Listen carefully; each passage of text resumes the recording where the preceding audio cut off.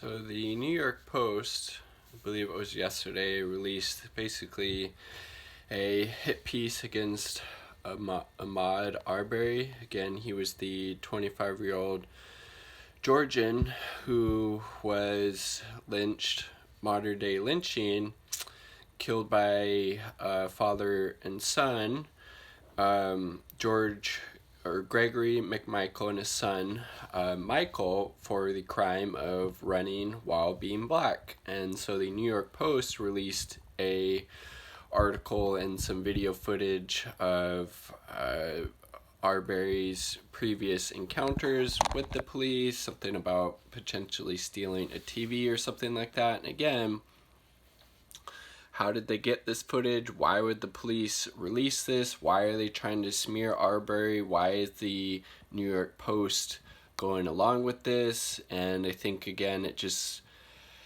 the powers that be, the police, the media, in this case the New York Post, are trying to smear Ahmaud Arbery's, as some type of criminal who, steals stuff. And so what does that even mean? You steal a TV potentially, and so that means you can get shot with a shotgun multiple times for running through a neighborhood, for being a person of color, for being African American in Georgia.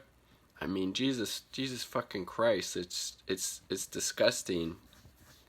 But again, it's not surprising. The United States was founded on the genocide of the native peoples that were here when the colonizers came over from Europe, as well as the enslavement of African Americans. And we've never really, as a society, have come to terms with that in any type of adequate way at all. So it doesn't surprise me that the McMichaels were able to get away with this lynching until there was a viral video that put pressure on the law enforcement to press charges against these people. I mean, it's shooting him 3 times with a shotgun for running through a neighborhood because they suspected him of being a burglar. And it wasn't until, no arrests were made for 74 days, only after the viral video of this modern day lynching where the McMichaels at close range shot Ahmaud Arbery 3 times with a shotgun. That's the United States. It's fucking disgusting. And so this is a piece from Mint Press News. I'll link it down below. Really great site, independent journalism, independent lens, with some really good writers and contributors. So the Post, he talks about Alan McLeod's the writer, this article, how they've have a very close relationship with the police and a long history of publishing propaganda and defaming black victims of white terror. So he talks about in 2017, a Maryland white supremacist traveled to New York City with the express intention of killing black people. In New York, he stabbed 66-year-old black man Timothy Cogman with a 2-foot sword multiple times, part of a campaign against interracial dating he was planning. And so in the write-up of this story of Cogman, this 66-year-old black man getting stabbed 2 times, with a 2-foot sword by this white supremacist,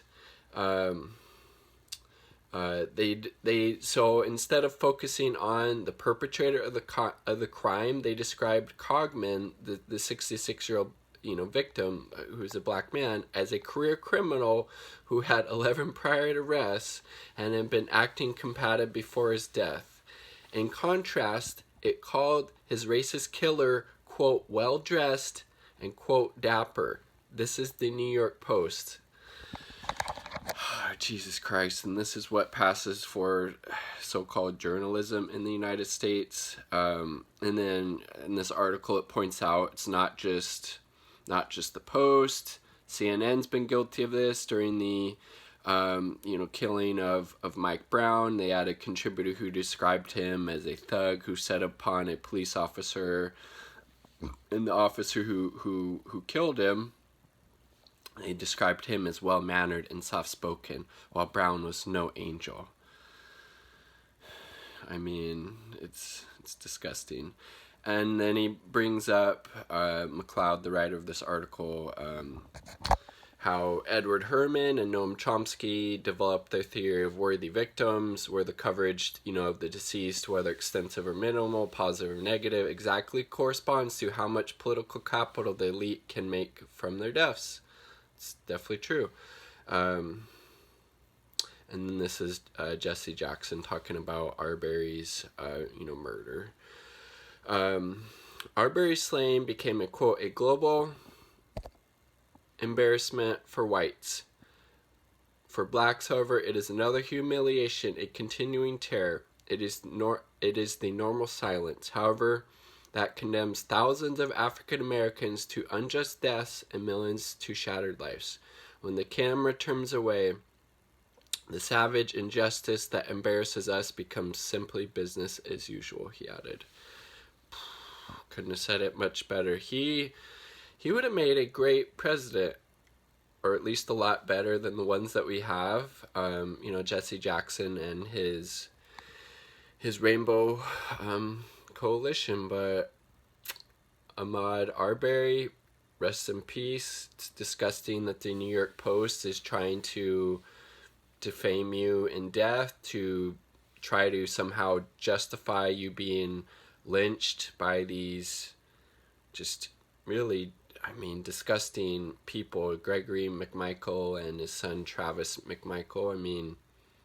Jesus Christ, what has to be going on in your head to think, wow, let's go find this guy. We thought he was committing burglary, so let's go shoot him dead in the street with our shotguns. It's fucking disgusting.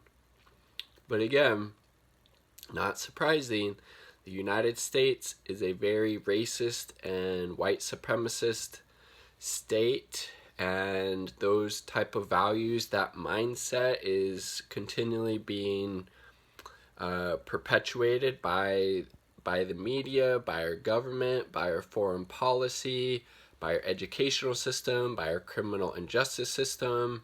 And so we're all, floating around and being exposed to these ideas. And, the McMichaels have those views deeply ingrained in them. They're very racist people, because you can either be a anti-racist, where you're actively trying to fight against racism and, various forms of oppression. And if you're not, you're a racist. They're obviously very, very racist to be able to, again, a modern day lynching of Ahmaud Arbery for the crime of running while being a person of color in the South.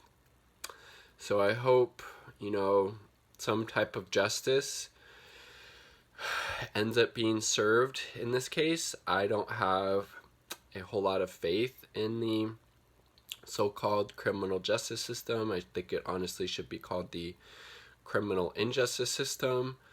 But, there was a huge, media outcry that finally brought charges against the McLeods, the McMichaels, the perpetrators in this case. So, time will tell. Peace. Rest in peace, Ahmaud.